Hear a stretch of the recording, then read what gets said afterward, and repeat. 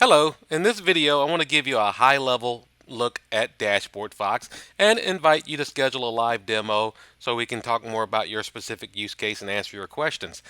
The end result is an interactive dashboard for your business users. So with DashboardFox, you install it on a Windows server in your private network. It's self-hosted, connected direct to your live databases and data sources. And then DashboardFox allows you to convert that data into interactive dashboards that your users can start to get real-time status from. So for example, here's a dashboard with a couple different visualization types, a couple KPIs versus goals, pie chart, a couple bar graphs, and a couple pivot grids here. And the goal is everything is interactive. If they want to see what's behind a particular item by just a click action, they can drill down into this case another visualization looking at that data by month and continue to drill perhaps into a transaction list to analyze that data a little bit more closely. And they have the ability to start to look at that data across multiple filter methods. They can drag and drop, they can group and sort, and then ultimately they can export that data out into common formats and go back and look at that data from another one of those elements. Now, with these dashboards, you can combine data from multiple data sources. Every widget on the dashboard can come from a different location. You can even do data blending. So all of these charts and graphs can combine data from multiple data sources. And from a business user, as they're looking at the data and interacting with the data, they can also set up a set of filters and save those as what we call views to do data segmentation and look at these metrics across any of the dimensions that might exist inside your data. So in this case, I've got a couple of filters that are turned off.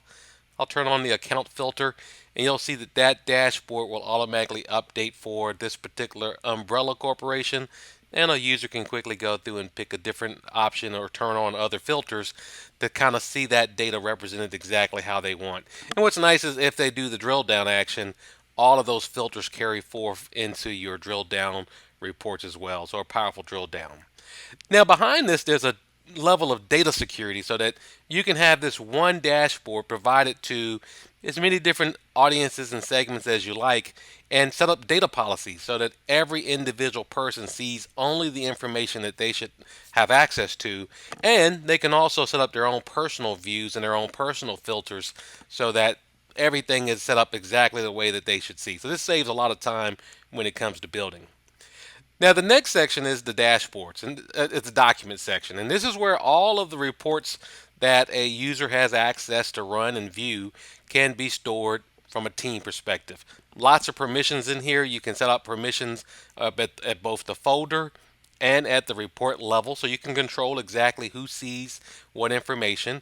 Users can come in here and quickly run a report, as you saw from the dashboard, but they can also schedule and as well as do other sorts of management type of activities.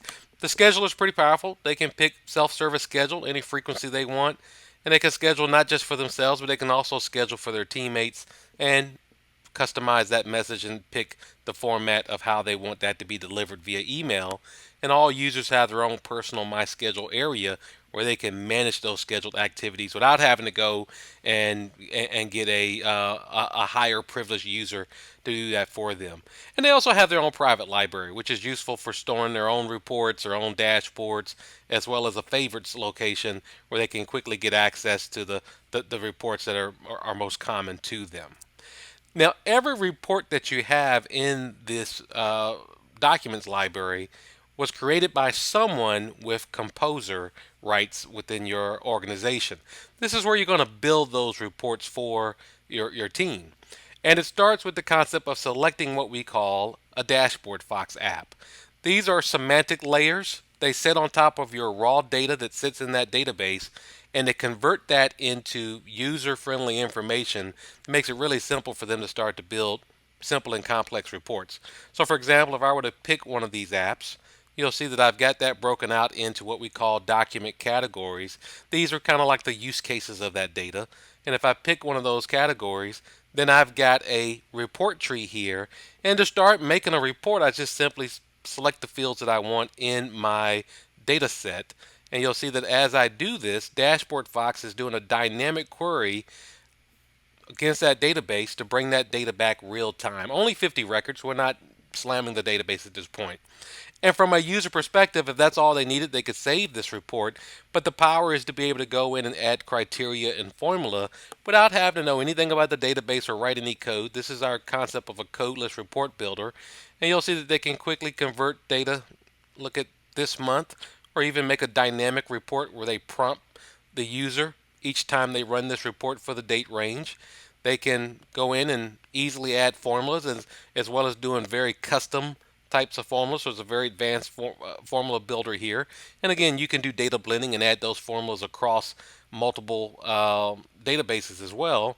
I'll add a sort order. I'll convert this into a quick pivot table, in this case by product and sales rep.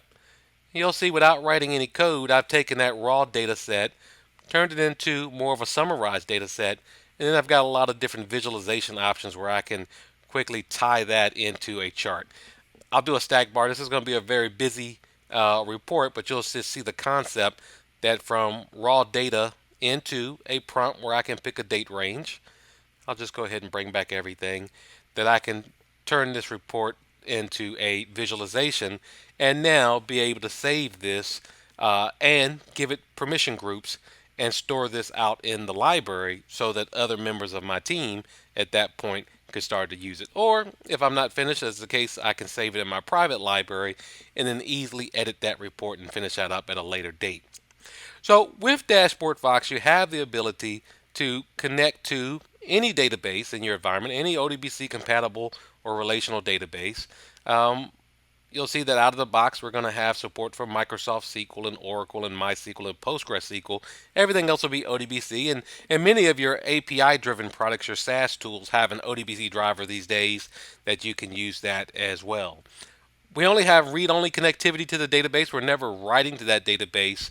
And once you connect DashboardFox to that database, it is the only thing that talks to the database. There's no need to grant any users access at that point directly to your database. And then the last step in the process is to go into what we call the app builder, where you build that semantic layer that we talked about.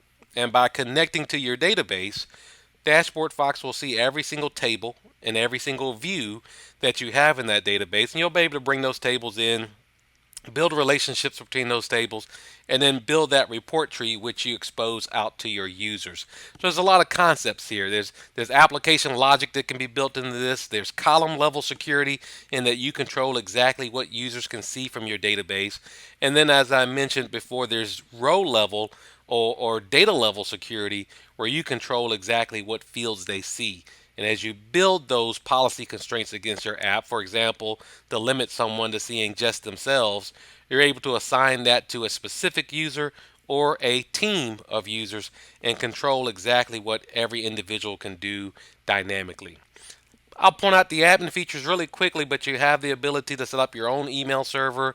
You've got the ability to provision and set up users very easily under the user section.